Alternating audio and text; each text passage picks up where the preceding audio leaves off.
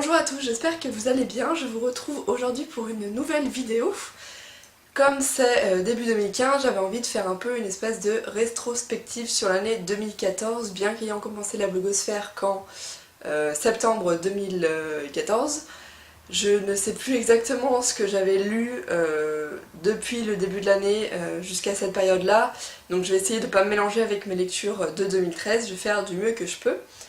Pour cette vidéo, j'ai donc décidé de classer quelques livres par découverte, de grands points de découverte, on va dire. Et on va commencer tout de suite avec les découvertes de sagas que j'ai lues entièrement cette année et que j'ai beaucoup aimé. La sélection a été dure, donc j'en ai sélectionné seulement deux. J'ai pas pu en prendre qu'une seule, c'était assez difficile. J'en ai sélectionné une en VO et une en français. Donc la première en VO, c'est la série Covenant de Jennifer L. Armentrout. Et donc là j'ai le premier tome, Half-Blood.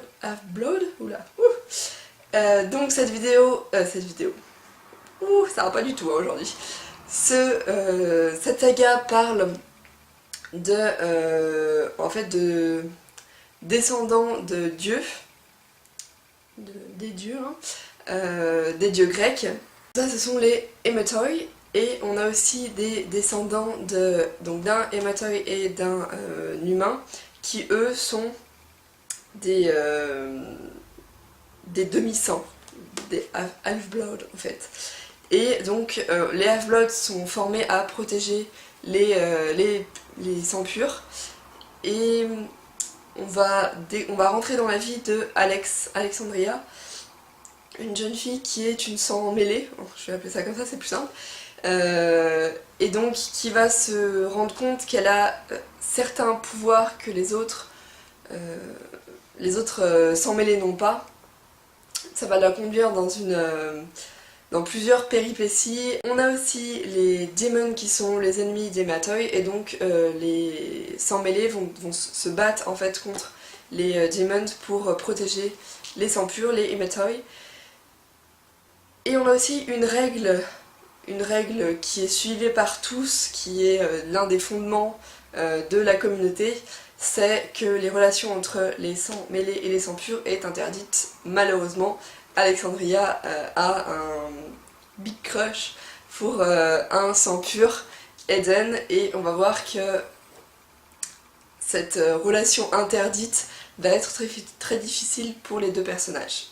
Donc c'est une série que j'ai découverte en septembre, que j'ai lu quasiment en un seul mois, que j'ai beaucoup aimé. Le niveau d'anglais est assez simple, même pour ceux qui veulent commencer des lectures en VO. L'écriture de Jennifer L. Armentrout est superbe, j'aime beaucoup ses idées, son univers, et là où elle emmène ses personnages du premier tome au dernier tome. Donc si vous voulez commencer cette série, n'hésitez surtout pas. La deuxième saga que j'ai commencé cette année et que j'ai beaucoup aimé, c'était Vampire Academy de Richelle Mead, ici dans les éditions Castlemore. J'aime beaucoup ses couvertures rouges. Donc là j'ai pris le 4e tome, je l'ai pris un peu au pif dans ma bibliothèque. Et ici c'est l'histoire de Rose Hathaway et de sa meilleure amie Lisa. Donc ici on est dans un monde où on a des Moroi qui sont des vampires. Des Dampires qui eux sont le fruit d'un amour entre un Moroi et une humaine et qui ont pour vocation de protéger les Dampires, et finalement les Strigoi qui eux sont donc les ennemis des Moroi qui veulent se nourrir des Moroi. Et là aussi on va avoir une histoire d'amour interdite, des étranges pouvoirs entre Rose et Lisa et toute une aventure qui va être menée sur 7 tomes. Pareil, tous aussi bien les uns que les autres, j'ai beaucoup aimé l'écriture de l'auteur, j'ai beaucoup aimé là où elle emmène aussi ses personnages, et beaucoup pourraient dire que les deux histoires se ressemblent, mais en fait pas du tout, bien qu'on ait 3 catégories de personnages, c'est pas du tout les mêmes héroïnes, c'est pas du tout... Ouais, non, en fait, il y a peut-être quelques ressemblances de très très loin, mais au final les deux histoires ne se ressemblent pas du tout. Ensuite je vais vous parler de mes découvertes au niveau de début de saga, donc là où les premiers tomes sont sortis, enfin que j'ai lus dans l'année 2014, sont pas forcément sortis en 2014, parfois c'était avant. Donc là aussi j'en ai choisi deux parce que c'était dur de faire un choix, et on a aussi une VO et un VF. Je vais commencer avec la VO. Donc pour moi c'est The Iron Trial, le premier tome de Holly Black et Cassandra Clare. Donc avec la couverture qui est totalement magnifique. Donc ce livre est sorti cette année, je me rappelle plus exactement la date, mais je crois que c'est juste après l'été.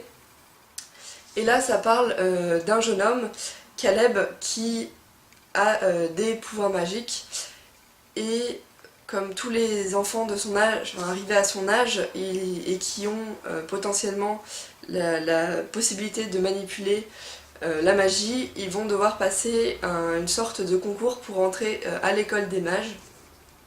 Son père veut absolument pas qu'il réussisse ce concours et lui dit de tout faire pour donc ne pas réussir et ne pas rentrer dans cette école, parce que il lui a toujours dit que les mages ne lui apporteraient que la mort, le danger.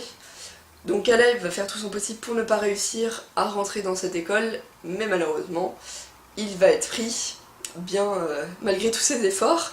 Et donc on va découvrir avec lui l'école des mages, la magie des éléments, parce que c'est surtout la magie des éléments qui sont donc que les mages peuvent manipuler.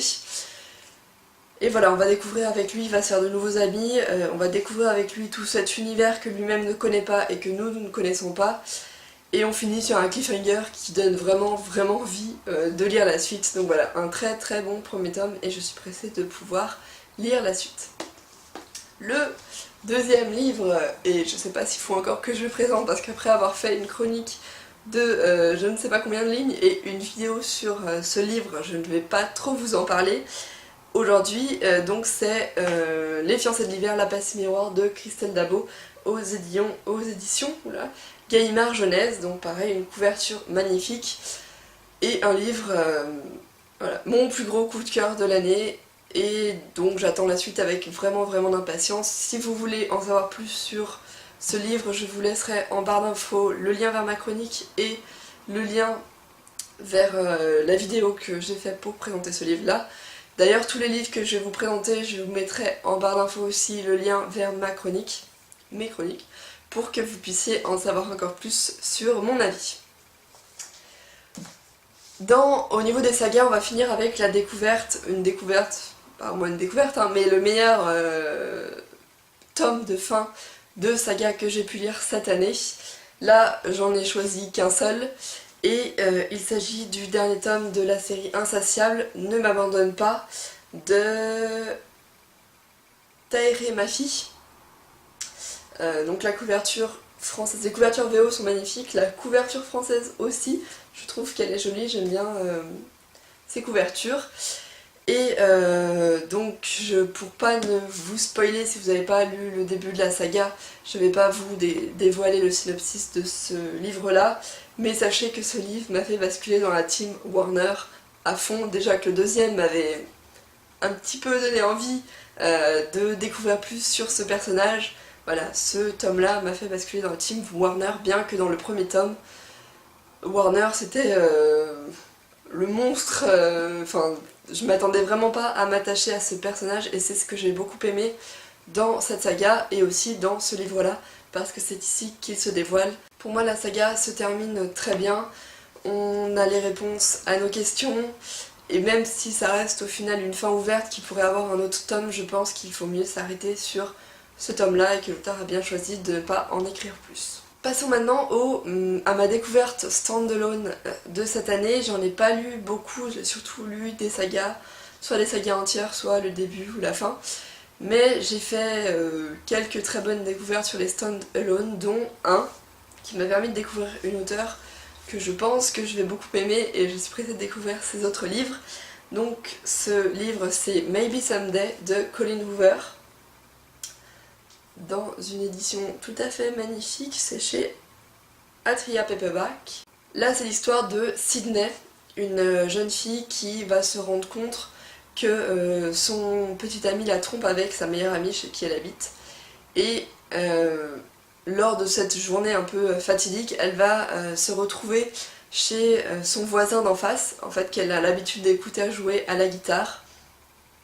Donc il va lui proposer de l'héberger pendant quelques temps et elle va accepter et on va se rendre compte qu'il y a une attirance qui va se créer entre ces deux personnages qui vont en fait écrire de la musique ensemble puisque Sydney écrit de belles paroles et Ridge est un joueur de guitare qui est en manque, qui a en fait un problème, un blocage dans l'écriture de paroles et donc Ridge va proposer à Sydney d'habiter chez lui en échange qu'elle écrive les paroles de ses chansons. Et donc dans ce livre on va voir la genèse de plusieurs musiques que j'ai eu le bonheur d'écouter aussi puisque on a les liens vers les différentes musiques, donc chansons que les personnages écrivent et composent, qu'il est possible d'écouter, qui sont totalement magnifiques. Et ce livre, sa morale, les sujets qui sont développés sont très beaux aussi. Colleen Hoover a le don d'amener des choses que j'avais pas du tout vu venir et qui donnent encore plus d'émotion à ce livre. Donc je vous le recommande, même pour commencer la lecture en VO. L'écriture est assez simple, il n'y a pas de vocabulaire trop compliqué, donc n'hésitez surtout pas. Je vais vous parler maintenant d'une découverte contemporain.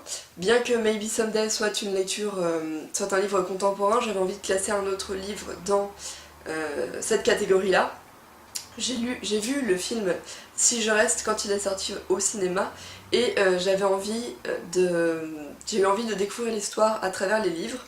J'ai lu donc If I Stay en VO de Gail Forman, mais le livre que je classerai en contemporain c'est le séquel Where She Went de Gail Forman, toujours. Hein.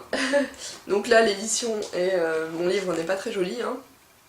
Il est arrivé comme ça, j'ai fait avec. Mais ce deuxième tome est celui qui m'a le plus touchée par rapport au premier. Ici on voit les deux personnages, donc Adam et Mia, qui reprennent leur vie en main. Ça se passe 3 ans après le premier tome et j'ai été contente que l'auteur ait sorti ce deuxième tome pour pouvoir découvrir comment Mia reprenait sa vie en main et comment la relation entre les deux personnages avait évolué. Et cette fois, dans ce livre-là, on est du point de vue d'Adam, alors que dans If I Stay, on était du point de vue de Mia. Et ce personnage, je l'ai trouvé bien plus intense, bien plus déchiré. Il m'a amené beaucoup plus d'émotions que Mia dans le premier tome. On a aussi ici l'écriture en flashback, donc en fait, les chapitres qui se passent dans le présent et ceux qui se passent dans le passé sont un peu entremêlés. Donc on apprend au fur et à mesure ce qui s'est passé dans le passé, parce que là on arrive directement 3 ans après, sans savoir comment les personnages en sont arrivés là.